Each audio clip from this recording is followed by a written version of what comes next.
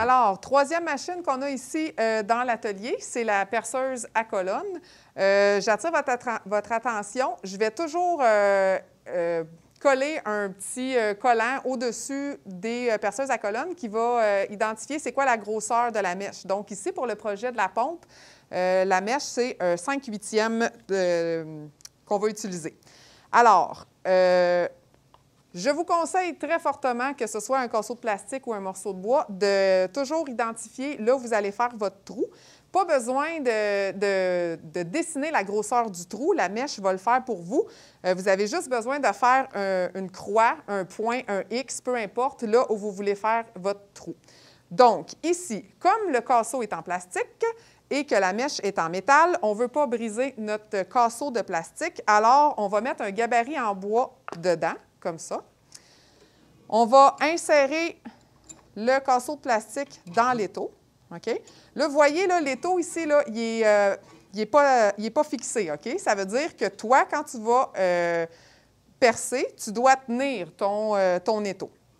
Alors, il faut, avant de partir la machine, on baisse le bras ici. OK?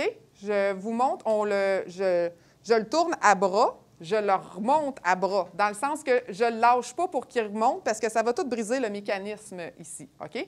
Donc, avant de partir à faire le trou, je vais m'aligner à la bonne place. C'est-à-dire que je descends mon bras ici, je m'enligne à la bonne place sur le X, là où je veux percer mon trou.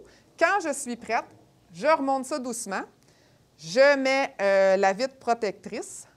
Avec ma main gauche ici, je tiens l'étau parce que si je ne tiens pas l'étau avant de partir, avec la vibration de la machine, ça va faire en sorte qu'on va perdre notre alignement. Donc, je tiens l'étau.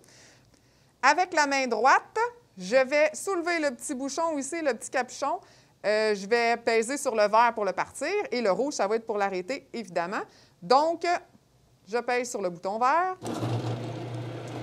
Je prends la manivelle et je perce.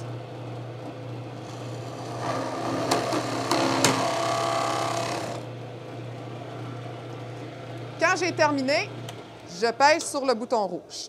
J'attire votre attention sur le fait de quand est-ce qu'on arrête de baisser la manivelle. Bien, moi, je l'ai ajustée pour vous. Et si vous voyez là, à bloc, ça veut dire que à chaque fois que vous allez utiliser la perceuse à colonne, vous descendez la manivelle jusqu'à temps que ça bloque, puis ça va être le trou va se faire à la bonne profondeur. Donc, ça complète les machines-outils qu'on a ici dans l'atelier.